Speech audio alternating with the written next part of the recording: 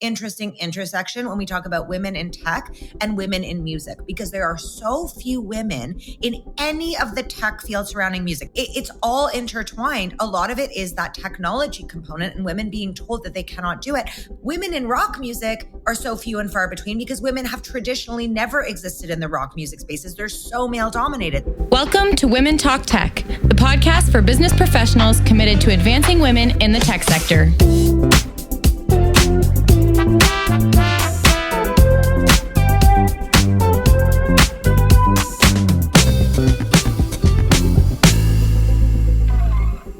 Hi, everyone. Welcome back to another episode of Women Talk Tech.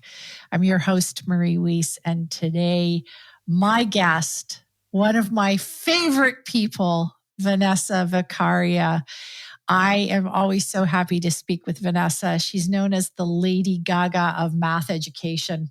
She's the founder and director of The Math Guru, which is a super cool boutique math and science tutoring studio in Toronto. And she does so many interesting things. She's been the host of the Women in Tech Summit series in Toronto. I've known her for a while as one of the coolest sort of tech people. Are I wouldn't say you drive tech in a whole new way. Is that fair to say, Vanessa? Can I say that? Well, you can totally say that. And I also do feel like a tech person because this past week I've been working on a website and I was like figuring stuff out that's like coding things. And like, I was like, I'm a woman in STEM. Like I kept saying that to myself and I was like, okay, like I'm not in tech, but I'm kind of techie. Yeah. And, the reason we reached out to you, and I know you've been on the show before, and the reason I wanted to catch up with you, this is really a catch-up podcast, to catch up with you around what's happening. What is happening out there? You have your finger on the pulse of women, young women in math in particular. You do tutoring with a lot of people. And we talked prior to the epidemic and things were pretty cool, pretty groovy. You were doing your math boutique. People were coming to see you. Pandemic hit. Things changed. We talked last year at the Women in Summit about emerging with impact. How did you personally emerge with impact coming out of the pandemic, especially when you were in something that was so one-to-one? How did that work out for you? I mean, like I think many businesses, it helped. There's pros and cons, but for sure it helps us to diversify our offering. Like speaking of tech, right now, half of our tutoring is done virtually. So we're able to reach different markets and different students. So that's very cool. But I think with education, like the real conversation happening behind the scenes when it comes to students and STEM fields like tech are like the intersection of mental health and anxiety and math and science and technology has been like blown wide open. So in the education sphere, those are the conversations we're having is the real effects of the pandemic are not necessarily like advances in technology, but they're sort of like, oh, wow, kids, when they're struggling in these fields in school, there's such a large emotional component that was highlighted during COVID that can no longer be ignored. I think that's been the big thing. Like I've always known that. I've always talked about it, but now it's like, okay, we're talking about it. We're acknowledging that this is a real thing for not just some, but most students. Right. And what's also just blown things wide open and is honest is obviously AI. And in the past, we had lots of talks at Summit about AI and the impact of AI. And we were really focused, I think, on the business world and how it was going to impact the business world. And now suddenly we see AI impacting education in a big way. What's been your take on AI in education? And are you finding there's pros and cons? What are you finding about that? It's so interesting because, these things are so trendy in terms of how they enter the sphere of conversation. So like, obviously when ChatGPT came out, that's all anyone was talking about. Students were getting caught for cheating on things. Teachers were struggling to be like, okay, how do we rewrite assignments? And the person, like the objective of assignments so that they're no longer able to be copied, like that kind of stuff. So I think it has an impact. I think with math, it's so interesting because so far there is no great math AI. Like that's actually one of the things that's still kind of lacking out there. So yes, there's definitely conversations. I actually think the coolest conversation is educators are now having to say, okay, so it's not, it's not good enough to say, write me an essay or solve a problem, because those are things that sometimes interfaces can do, AI interfaces. But instead, it's forcing teachers to come up with ways to test their students' critical thinking, which is what we really want in education now. So to use words like analyze, or from your perspective, or comparing to a life situation you've had, now analyze this thing, something that an AI cannot do. So it helps educators be more creative and innovative, and finally a departure from the old assignments and ways of thinking we were already seeing in the classroom forever and ever.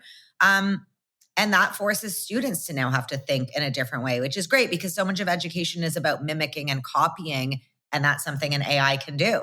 So we can't really ask our students to do that anymore because they can just plagiarize. So I think it's cool. I think it's been forcing everyone, students and educators, to think outside the box. Okay. And I love that because I do think critical thinking is the thing that is hard to teach, but is such an important component. All right. Now I have to ask you, we're going to digress for a second. I have to ask you, how's the band doing? I was like, is this about to be about Keanu Reeves? So the band, well, it's funny because there is an intersection here, I promise. So the band is doing great. We just came back from a 5-week tour across Canada, which was very cool, very fun, very crazy, very exhausting, like just a whole thing. And as a side note, because you're going to ask about Keanu Reeves next, Keanu Reeves's band is playing at Lee's Palace in Toronto in December, and I'm currently doing everything I can to try to open for him.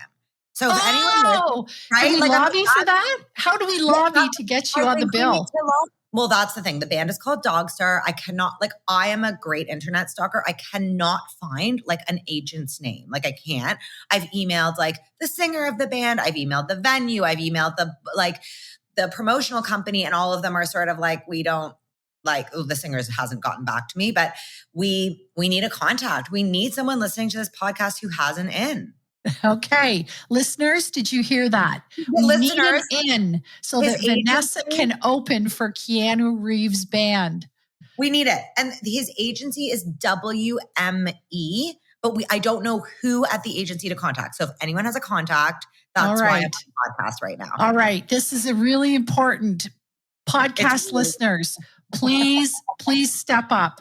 Now, for podcast listeners who have not experienced your Keanu Reeves story, I think you need to tell it. Well, I mean, basically the story is quite simple. It's just I failed math in grade 11 twice, mainly because I was, dedicated to marrying Keanu Reeves and moving to Hollywood to become a rock star. Now, that's not why I failed math, but I mean, it was part of it because I was always told that I just wasn't a math person, that these lofty dreams and weird artsy nature of mine made me someone who wasn't good at math. So there is an intersection there. But what's further to the story is at the time, if you can remember this time when Speed came out, the movie Speed, and then Brad Pitt's movie, what was that one he had? Like, it was at the same time. Do you know what I'm talking? Like Legends of the Fall, maybe? Right. Or maybe was it Thelma and Louise? I don't know. No. That was way no. Okay. I think it was Legends of the Fall. The point is that during that time in the early 2000s, Keanu Reeves and Brad Pitt were like the two icons. And I was a hardcore Keanu fan. I always knew he was the one. And I would argue with people to the death that he was like better than Brad Pitt. And if we fast forward to now, the story has morphed somewhat because as we see, Keanu Reeves is like the only male actor who has not been canceled, basically. Like he is he is the guy. Like he's so nice. He does these generous acts of kindness. He's like an angel. And the point is he's still not married. And I think he's waiting for me. He's my soulmate and we need to meet as peers. And you need to meet at Lee's Palace. Okay. Exactly. Because I don't want to be a fan. I want to be like, oh, Keanu, like, do you need to borrow my amp? Like I'm chill. Okay. All right. We have a mission. The mission is to get Vanessa's band to open for Keanu Reeves' band. Good Night Sunrise. It's called Good Night Sunrise. In December in Toronto. And this is tech. this in a way is tech. Like I think there's such we're not going to go on and on about it, but there's a very interesting intersection when we talk about women in tech and women in music, because there are so few women in any of the tech fields surrounding music, sound engineering, mastering, like any of that stuff. It's all intertwined. A lot of it is that technology component and women being told that they cannot do it. But then women in rock music are so few and far between because women have traditionally never existed in the rock music spaces. They're so male dominated. So there actually is such an important intersection here.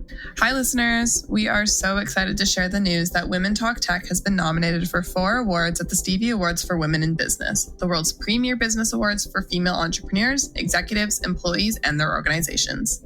Thank you so much for your continued support of our show. And to learn more about the awards, visit stevieawards.com/women. I don't disagree. And we talked about this before very briefly the last time you were on the podcast, and we've talked about this since. I know you've been a big proponent of this. And, I think we've had so many people on the podcast who talk about how women have been channeled in careers in the last 50 years. And I mean, let's be honest, women have really only been in the paid workforce for less than 60 years. What? It was post-war stuff. Less than 60 years we've been in the paid workforce. I've never thought about that. And so when you think about it, we have still a big evolution in front of us because we still are in these very hierarchical organizations in a lot of cases. Women are taught at a very early age that they're about nurturing, that we should go into professions where it's about nurturing, whether it's teaching, whether it's nursing. And I mean, the other thing that holds true is, and I don't know if this is true about you and your background, but oftentimes young women will look at what their parents do for a living and say, well, if that's what my parents do, I'm going to do that. And everybody I know said, my dad told me to do this, or my mom told me to do this. And so, when you don't have those role models out there who are in tech, you tend to stick to the professions that people told you were going to be good at. When you were growing up, who influenced you? Who said to you, this is what I think you should do for a living? Because you have a very alternative, lifestyle in 2 ways. And work lifestyle. Let me say that. Work lifestyle in 2 ways. Sorry, that's what I did. That didn't come out right. My life is really weird in all ways. Don't worry about it. Oh, okay. All right. And meaning that, I always dreamed of being a rock star, but I didn't have the guts to make it happen. You've gone out and, started a band, you're making it happen. Plus you're an entrepreneur. And those are 2 things most people don't gravitate towards. What were your influences? Who kind of influenced you as a young person about what you thought you could do? That's such a great question. I've never been asked that question. I have to give credit to my parents. Like, my parents were more traditional in the sense of they wanted me to get a job and work in a business, that kind. I think that was very typical of that time anyways. That's what parents kind of wanted, a more traditional career. But they also never ever gave me the impression that there was something I couldn't do. Almost to they always believed in me. They supported whatever I did. When I started tutoring and started this business, it is very non-traditional. The business I started, this weird, not weird, but it's this kind of out there math tutoring place. And they were always supportive of that. But really, when I think back to my early years, it was when we were younger, my dad got us this old Apple computer, one of those first ones. We always played computer games. We always did there was never this idea that there was something we couldn't do, literally ever, ever, ever. So, in a way I'm there was so much pressure on me to do well. But on the other hand, it's because they thought I could, they always believed I could. And there was never any idea of guys can do this or women can do that. Just was not even remotely a conversation. And both of my parents worked. My mother had was a project manager at a very big organization. She was in charge. She was always on top of things. So I think I just always, I never had the idea, like, I'm thinking about when I thought I couldn't do math, for example, when kind of that was the narrative around me, was like people like me didn't do math and stuff like that. Yes, I thought I couldn't do it, but it was more that I thought it wasn't an option for someone like me because I had these other interests that I was more interested in pursuing. Right. Like, it's like, I wanted to be a rock star, and of course I couldn't do both. And that, I think, is something more like something in society that society tells you, and like representation. So, I think I was very influenced to have this like kind of attitude of being like, if I want to do something, I'm going to go after it and do it because of my parents. And I guess like that's it, because I loved celebrity culture, but I don't think I necessarily had like celebrity role models that I wanted to be like or anything. I think, I don't know. All I can say is that. Yeah. I mean, and I think you've really pushed forward. I think you've pushed really hard to open up the idea of women in rock music. And I think you've pushed really hard about the whole idea of anyone can be good at math. It's just a matter in how it's presented and how it's taught and how you bring people along. And I still, we did a big report this year. We did a big survey on ambition. And we learned some really interesting things about ambition and how people look at it today. And we had a wide range of people, including a lot of men, respond to the ambition survey. And what we found was women are very ambitious. It's just that the idea of what we want to be ambitious about is changing. And it doesn't need to be career focused. It needs to be a bunch of things in our lives that we want to be ambitious about. And so I still am struggling, after over 100 podcast episodes. I think we're up to 150 podcast episodes. We've talked to lots of people. We've brought lots of people on the show. I'm still struggling with this idea of how do we impress upon young women that a career in tech is really important. A career in tech in some way, shape, or form is really important. What's your advice? I know you're out there on the street with young people, bringing them in through tutoring. I know you've had lots of great ideas about this. What do you think? Oh, it's so tough because it's like, I'm going to give advice, but don't worry, I'm not like giving up, but I'm kind of also like, it's one of those things where it's not one thing, right? It's not like one thing that one person can do. We on the ground floor as educators have to do one thing. We in organizations who are running tech companies have to do something. Netflix and people who are making movies need to do something. There's so many little parts of it, but when you think about why somebody chooses to go into a field, like you were just saying before, right? It's about the influences you grow up with, who's influencing you. It's about what your friends are doing a lot. It's about what your peers are doing, right? Yeah. And it's about what's interesting to you.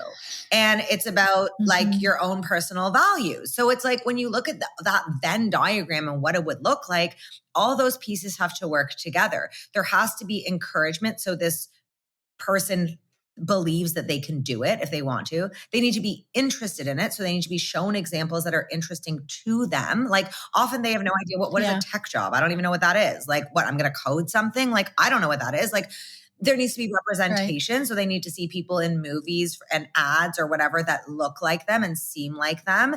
And there has to be safety that aligns with their personal values. They need to know that if they do decide to pursue this, that they're not going to be fighting every single step of the way, because that sucks. Who wants to do that, right? Like they need to know they're going to work. Right. Young people more and more are really focused on organizational alignment with their values. They want to work for a place that aligns with their values. So I think for those who are in tech and running these companies, that's one of the main things for you is like, how do you show these people, these women or whoever it is you're trying to attract, these populations that are not normally attracted, that you are in alignment.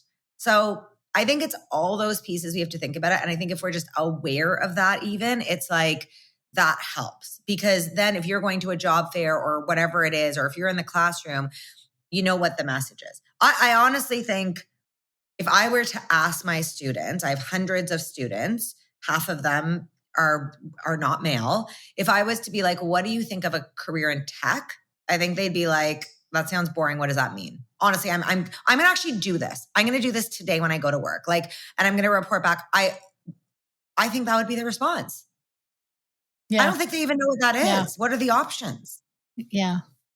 Right. I think you're absolutely right. And I think the way we talk about the tech sector has to change.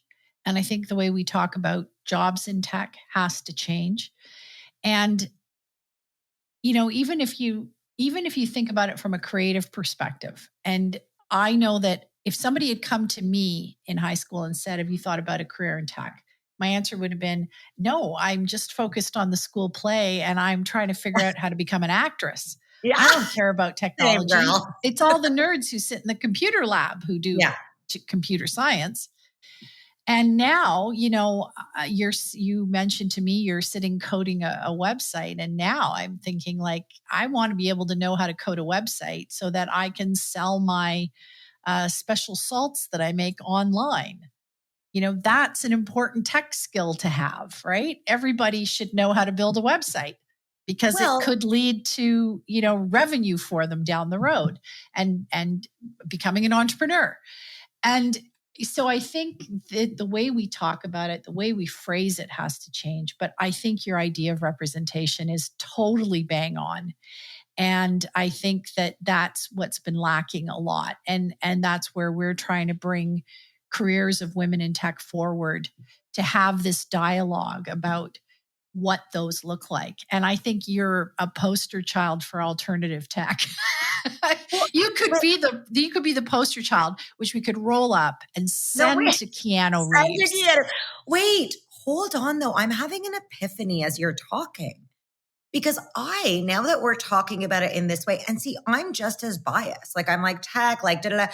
But as you're talking about like your, website for the bath salts or whatever it is you're making, all of our students are so technological, right? Like if you think about it, almost all of my students know how to edit videos. They know how to like put things on YouTube and make shorts and like do all these graphics. And also like, you don't even need to code anymore. There are so many like softwares and apps you can use. So I'm thinking about this one student I have who has the coolest job for a teenager. She's an influencer. She's an Instagram influencer for thrifting clothing. Now, everyone wants to be like her, but do you know what? Would we argue that she's kind of in tech? Because she is. All of her things are her edited videos. She has a whole elaborate setup. She films all these videos. She edits them together. Like, is that tech? Sure is. Is it? It is. It's and the digital tools she's using. It absolutely is. So I have a question. Obviously we're not going to do this right now, but does tech actually need a rebrand and like a name change? Yes. Do we need to not call it? Do we need another name for a bunch of these non-traditional tech things so that we can stop saying a job in tech? Like, is that what we actually, because everyone wants to do what she's doing. No one would consider that tech, but it actually is. Yeah. Yeah. Yeah. I've been saying this forever. We need a rebrand. You're not wrong. It needs a facelift. Like I say this about math. I'm like, we assume math is one thing, but it's actually a million other things. We assume math is just adding all this stuff up. Math is literally problem solving. Like it also needs a rebrand. But I'm like, really with tech, I'm like, I actually think a lot of these students of mine that are women would love a job in tech if it was about like video editing or like interface design or like doing cool things on Instagram and TikTok. Well, and I think that's where the future is, to be honest. And I think some of these older tech companies, and when I say older, Google is now an older tech company. Right. I think they need to change the way they position it. I don't know if they would see themselves as in that middle ground, but I think you're absolutely right. And we have to show people that no matter what field you're in, you will have to embrace tech in some way. And if the only way anybody knows about you is because of technology, I would absolutely argue that's a career in tech. And so I do think it needs a rebrand. Okay, here's another project for us. So now we got two projects. We have to rebrand tech and we have to get you to open for Keanu Reeves' band. And so we know that's the first priority. We know that's absolutely the first priority. I feel like Keanu Reeves would help us rebrand tech. Like he was in and Matrix. Maybe he will. Maybe he will help us rebrand tech. That's not such a crazy idea. No. Maybe he'll do a movie about it. Maybe that was the way we could do it. And I'm the actress and he's the actor and we fall in love and it's a tech rom-com. There you go. This is an idea that I think has legs. Okay. I could talk to you forever. I just adore you. I think what you're doing is so fantastic. I can't wait to see whether our campaign pays off because I will be there in December to see you. Did you say the Horseshoe or Lee's Palace? No, Lee's Palace. It's already sold out, but I'll get you a VIP ticket. Don't worry about it. All right. I'm there. I'm so there. Vanessa, you are a delight. Vanessa Vakharia, she is the founder and director of The Math Guru. Please check her out online if you haven't done so already. We'll put a link to her website in the show notes. An absolutely wonderful advocate for women and women in tech in particular, even though we don't know it. We don't know that we're all in tech. We don't know. And it's such a delight to speak to you. You've been listening to another episode of Women Talk Tech. I'm your host, Marie Wiese. And as always, thank you so much for listening.